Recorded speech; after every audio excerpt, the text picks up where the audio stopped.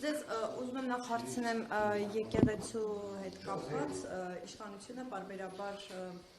խոսում է եկեղեցում հարկային դաշտ բերելու այս հանգամանքից, ես ուզում եմ ձեզ հարցնել կոնկրետ ինչ մասով է եկեղեցին հիմա հարկեր վճարում եւ որ մասով է որ դուք էլ օրինակ մտածում եք այդ մասին եւ գուցե նախաձեռնություն լինի, որ եկեղեցին հարկային դաշտում հայտնվի։ Ճիշտ ասած նման քննարկում եւ նախաձեռնություն այս բան չկա։ Չէ, ես հարցնում եմ որ մասով է այս բային եկեղեցին հարկեր, չէ, իշխանությունը բարբերաբար է խոսել այդ մասին, հիմա էլ խոսում է, նկատի ունեմ։ Ես այս բանին եմ ասում, ես ինքս էլ որևէ քննարկման չեմ մասնակցել, նման քննարկում չի եղել։ Հրակելական եկեղեցու հետևորդ։ Այո։ Եվ ինչպես եք վերաբերում այս օրերի եկեղեցու նկատմամբ իշխանության տարբեր ներկայացուցիչների, այդ թվում եւ երկրի վարչապետի հրավերների։ Չեմ կարծում, թե դա պետք նախագահի կողմից մեկնաբանության հարց է։ Եվ քաղաքական թիմի անդամ եք, պիտի կիսում եք, հա, բոլոր այդ գրառումները։ Ես որևէ կուսակցության անդամ չեմ, նախ սկսենք այդտեղից։ Երկրորդն էլ դա չեմ կարծում պետք նախագահի մեկնաբանության հարց է։ Հարգելիս, հիմա ես որպես պետնախագահ այստեղ կանգնած ձեր հարցերին եմ պատասխանում, հետևաբար թույլ տվեք չմեկնաբանել դա, որովհետև դա իմ աշխատանքը չէ։ Հարգելիս, նորից նույն հարցն եք տալիս, ես նույն պատասխանն եմ կրկնելու։ Լավ, երբ որ ասում են, որ պետք է թափանցիկություն ապահովի եկեղեցին, ինչ նկատի ունեն, եթե եկեղեցին հարկեր վճարում է, թափանցիկություն ասելով ինչ են հասկանում, դες այս հարցը չի հետաքրքրում։ Եվ ինչ անհրաժեշտություն կա։ Անկեղծ ասած չեմ լսել ինչ կոնկրետ ինչ թափանցիկության մասին է, հարկերի վերաբերյալ թափանցիկության մասին եք խոսում։ Այդ մասով էլի դուք ներկայացեք, պարոն Հակոբյան, եկեղեցու այդ Հա, հարկերի վերաբերյալ թափանցիկության մասին եք ասում։ Առասարակ ասում են եկեղեցու գումարների հետ կապված նվիրատվության պետք է թափանցիկություն։ Որ անթափանցիկության կամ թափանցիկության մասին է խոսքը, այն մասով ինչ մասով որ եկեղեցին հարկ վճարում է, այդ հարկերը վճարում է։ Որևէ խնդիրներ չկա հարկ վճարում։ Այս պահին որևէ խնդիր, այսինքն իմ պետական եկամուտների կոմիտեի նախագահ եղած ժամանակաշրջանում նման խնդրի չեմ առնչվել, բայց քանի որ հարցը բարձրացնում եք, ավելի մանրամասն փորձենք հասկանալ, եթե նման խնդիր կա։ Այսինքն անհիմն է քննադատությունները, եթե հարկերը վճարեն, անհիմն է այդ քննադատությունները, մեղադրանքները, այսինքն եկեղեցին հարկերը վճարում է, ամեն ինչ նորմալ է, բայց Մասին վերջի շրջանում ճիշտ ասած խոսակցություն որպես այդպեսին ես չեմ հիշում, որ եղած լինի այսինքն։ Դե անցած տարի ես պետական եկամուտների կոմիտեում չեմ եղել։ Առանձին պատգամավորներ հիմա էլ են խոսում, դուք տեսնում եք անհրաժեշտություն ուսումնասիրել այդ հարկերի վճարման բանը, եկեղեցու հետ կապված պարտականությունները եւ ինչ որ խնդիր է ստեղ կապված։ Տեսեք, մենք վարչարություն ենք իրականացնում, եթե վարչարության ընթացքում կնկատենք որևէ խնդիր, այդ համապատասխան գործիքակազմով կտեղեկացնենք, կհուշենք մեր եկեղեցուն, որ այս խնդիրները կան, խնդրում ենք շտկեք։ Այսինքն այս բանին կարող ենք արձանագրել, որ այդպիսի խնդիր ձեր վարչարարությամբ Ես ասացի չեմ առնչվել այս ընթացքում իմ կառավարման, բայց ես ասացի, որ ինքս այտենց մանրամասն չգիտեմ, թե որ մասով է վճարում եւ որ մասով ոչ, այն մասով, որ առևտրային գործունեություն է իրականացնում, այդ մասով պարզ է, որ պետք է վճարի։ Այն մասը, որ իր հիմնական եկեղեցական գործունեությանն է վերաբերվում, այդ մասով հարկեր որպես այդպեսին վճարում է առևտրային գործունեության մասով եկեղեցին վճարում, երբ որ հարկի չէ վճարում, նման միտք եք արտահայտել։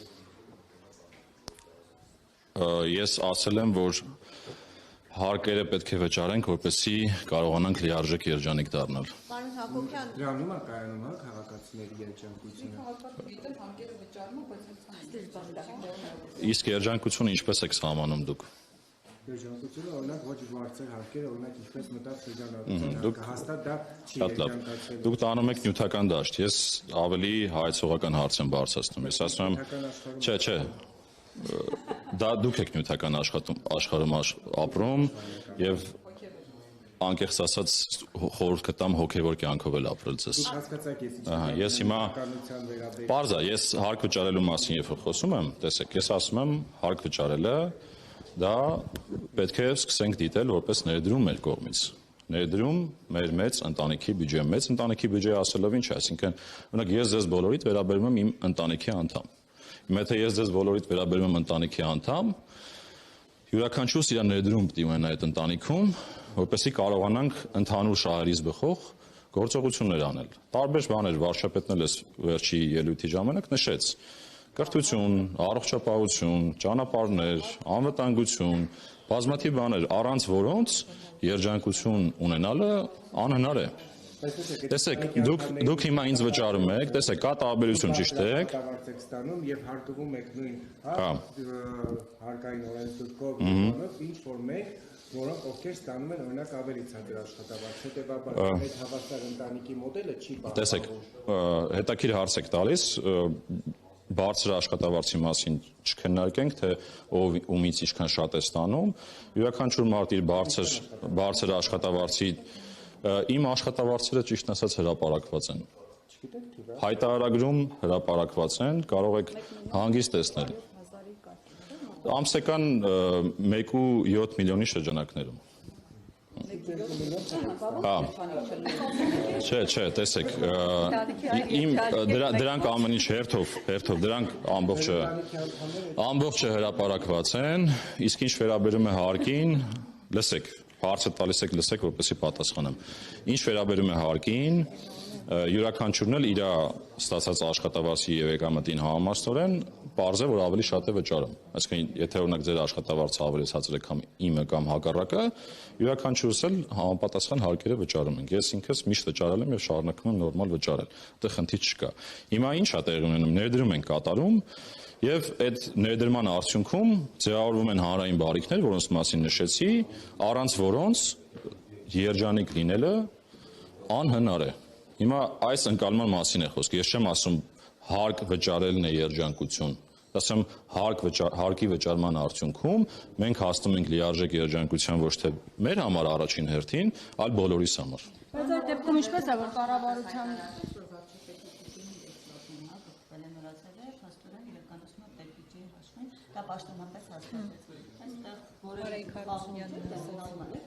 Անկեղծ ասած ես տեղակ չեմ ինչ միջոցների հաշվին է դա տեղի ունեցել։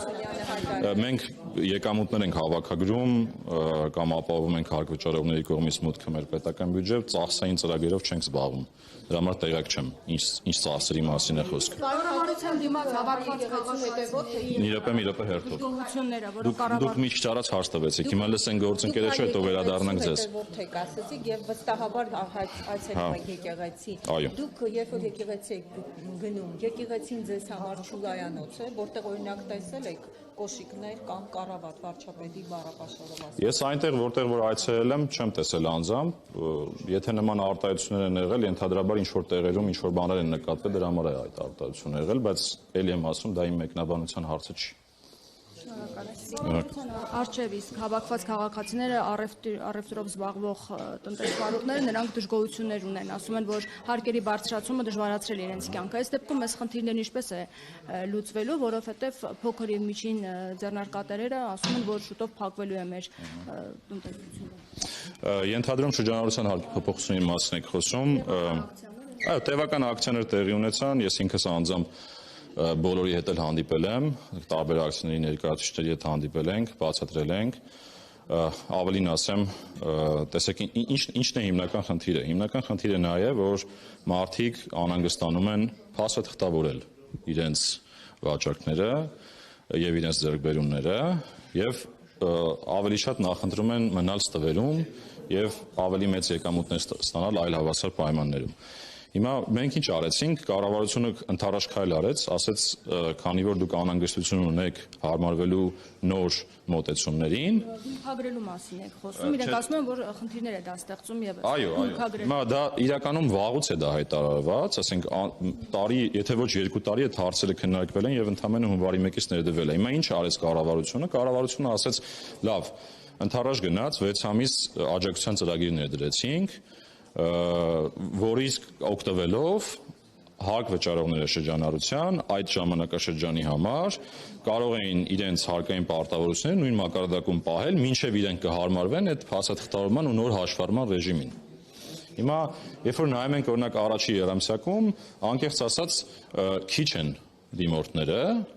դա խոսում է նրա մասին, որ մարդիկ ավելի շատ նախընտրում են մնալ ստվերում, քան դուրս գալ։ Հիմա ուրիշ բան ասեմ։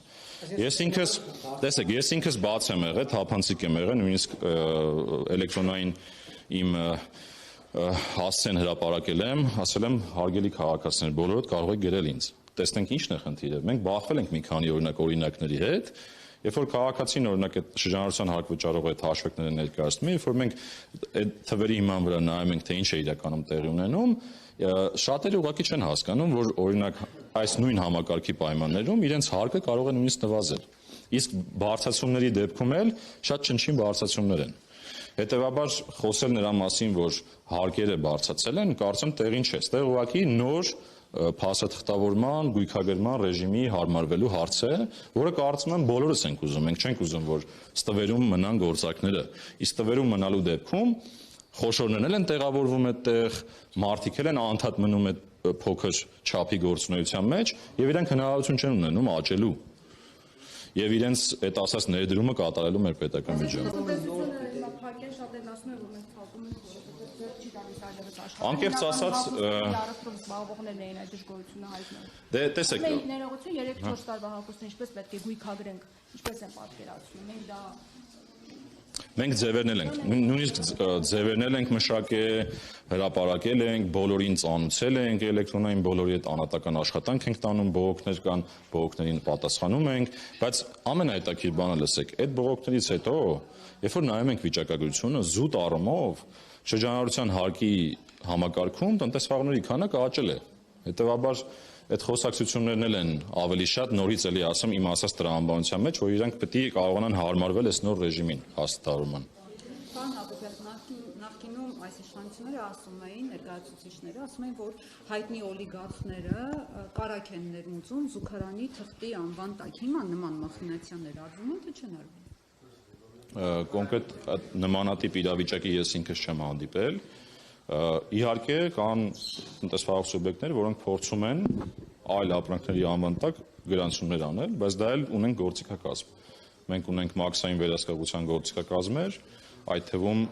նույնիսկ եթե սահմանին ինչ-որ մի բան օրինակ չստացվի վերահսկել, որտեղ ռիսկի համակարգի աշխատում երբեմն լինում են օրինակ ավտոմատ բարձթողումներ, մենք նաև Հայաստանի ներսում հետբարձթողումային վերահսկողություն ենք անում, նման դեպքերում վերանայել ենք տալի, համապատասխան դեպքերում էլ ակտավորումներ ենք իրականացնում։ Եվ պարոն Հակոբյան, բյուջեի քննարկման ժամանակ վարչապետը հայտարարեց, որ 50%-ով մեր քաղաքացիները ավելի լավ են ապրում 2018-ի համեմատ, անձամբ ձեր կյանքը 18-ի համեմատ բարելավել է, որովհետև մինչև այդ դուք եղել եք տնտեսագիտական համալսարանում դասախոս, հետո ֆիննախ եք տեղափոխվել, ավագ մասնագետ եք եղել եւ միանգամից դարձել եք պետնախագահ։ Նա ձեզ նկատի ունի եւ ձեր նման ովքեր են, որ տենց 50%-ով իրենց կյանքը բարելավել է ձեր կարգ։ Անկեղծ ասած նորից էլի պետական եկամուտների կոմիտեի շրջանակում չէ, պարզապես քանի որ լսել եմ եւ նաեւ մենք էլ ենք հետևում այդ ցուցանիշներին, տեսեք, խոսքը միջին աշխատավարձերի համեմատության մասին էր, ինչ որ վարչապետը հնչեցրել է։ Այո, երբ որ նայում ենք միջին աշխատավարձերին, աճեր կան, այսինքն միջին քաղաքացին Հայաստանի Հանրապետությունում բարելավել է իր կյանքը, եթե գնահատել օրինակ այդ անվանականից հանում ենք, այդ չափով բարելավում կա։ Դա դեռևս չի նշանակում որ բոլորի մոտ համաչափ է։ Դա ուղղակի ընդհանուր տենդենսն է այդպեսին։ Ու իրականում այո, բարեկեցության այդ առումով միջինում բարելավում կա։ Գնաճը ինչքան եք հանում կներեք։ Հիմա չափը ճիշտ ասած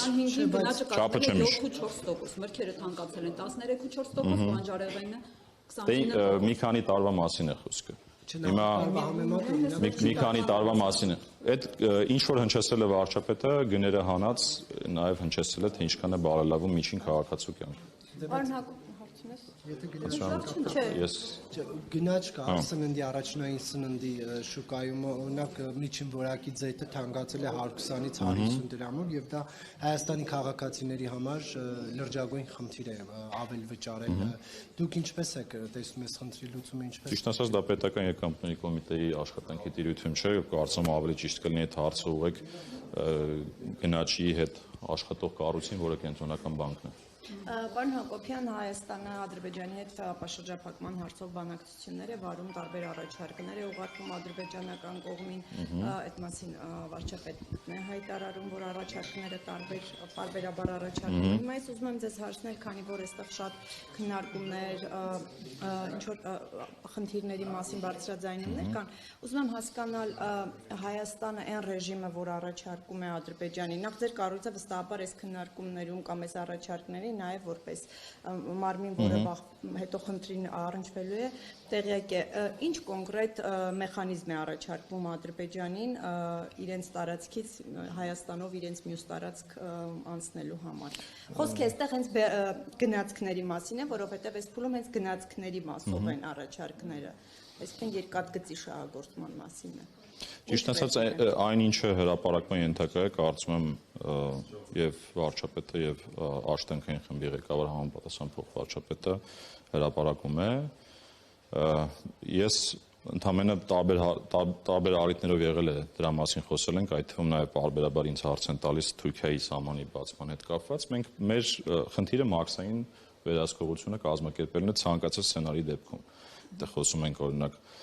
ապաշրջափակման մասին, սահմանների բացման մասին, ուղղակի պետք է այդ սցենարներին պատրաստ լինել։ Հիմա ես հստակ ասել եմ, որ մենք սցենարներին պատրաստ ենք այն առումով, որ ունենք օրինակ նույն մարգարայի կետը ունենք համապատասխան սարքավորումներ եւ գործիքներ, որոնք հնարավորություն կտան ցանկացած սցենարի ադապտացվել եւ մեր մաքսային վերահսկողությունը իրականացնել։ Սրա մասին է խոսքը, էլի։ Հիմա եթե խոսքը կոնկրետ հայ-ադրբեջանական այդ երկաթգծի շահագործման մասինն է,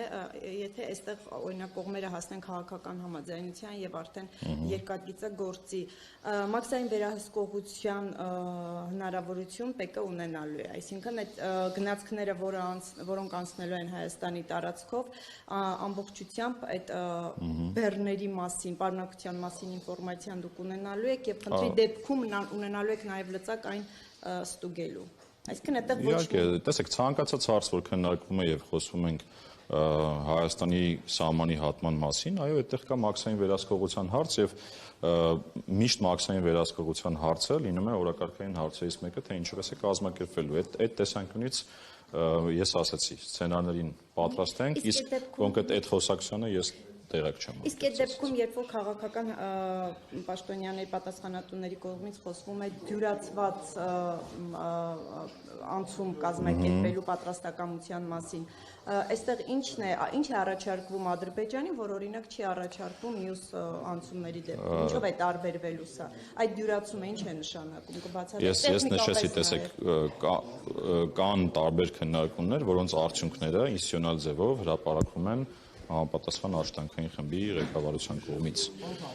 Երբ որ նման հրապարակումներ կլինեն, կլսեք։ Իսկ դյուրացում ասելով,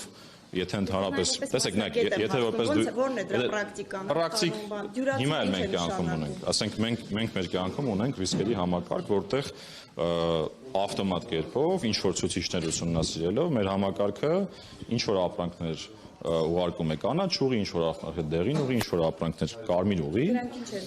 Դրանք օրինակ կանաչ ուղի գնալը նշանակում է, որ առանց որևէ խնդրի կարող է անցնել սահմանը, որովհետև հայտարարագիրը նախորդ դրացվել է, որևէ ռիսկ չկա տվյալ ապրանքի հետ եւ ինքը սահմանը անցնում է։ Կամ օրինակ ավտոմատ բարձրողնման համակարգ ունենք, արդեն պիլոտավորեցինք, որտեղ էլի այդ ցուցիչների ուսումնասիրության արդյունքում ներմուծումը ավտոմատ բաց է թողնվում սահմանին, որտեղ մենք տեղեկատվություն ունենք, որ ինքը ռիսկ է։ Այո։ Այսինքն չի լինում այնպես, որ օրինակ մենք չգիտենք ինչ է անցնում սահմանին եւ ավտոմատ բաց ենք թողում։ Այսինքն այդ մեխանիզմները վաղուց կան։ Հիմա եթե օրինակ խոսքը կոնկրետ Ադրբեջանի դեպքում է, եթե դուք տեսնեք այն բեռը, որ անցնելու է, տեսնեք խնդիր, դուք հանգիստ կկարողանաք այդ բեռը ստուգել եւ թույլ տալ կամ թույլ չտալ։ Իհարկե, այսինքն մենք մեր վերահսկողությունը, մեր իրավասությունների շրջանակներում մաքսիմալ վերահսկողությունը անելու ենք այնպես, ինչպես անում ենք հիմա ցանկացած սահմանի դեպքում։ Հիմա այդ ռեժիմը մենք ում հետ ունենք, այդ ասած որ հայտարարագրերը մեր բոլոր բաց սահմանների հետ, Իրան, Վրաստան։ Բայց այդ դեպքում ինչն է, որ մենք ինչ ենք առաջարկում Ադրբեջանին, որ օրինակ դրա մասին ասացի, իմ տիրույթում չէ, դա արդեն ավելի շատ թե ինչ սցենար կքննարկվի եւ կհայտարարվի դրա մասին։ Վրաստանում տեղի ունեցող արդյոք ձեր կարգավորման տիրույթում է թե ոչ բեռների արտահանման հետ կապված եւ ինչպես պետք է այդ խնդիրը լուծվի, որովհետեւ նաեւ դա ինչ որ առումով հարկային մուտքերի հետ կապված է խնդիր տալու շատ գործարաններ հիմա աշխատողներին ուղարկել են տուն, արտադրությունը դադարեցրել են, այդ հասկացաք ինչ եմ ասում։ Լավ նորություններ կան, որովհետեւ արդեն բեռները տեղաշարժվում են դեպի Ռուսաստան, արդեն վերջին օրերին սկսել է այդ process-ը, ոչ թե ինքը բազմակողմանի հարց է։ Այսինքն երբ որ մաքսային սահմանով անցնում է,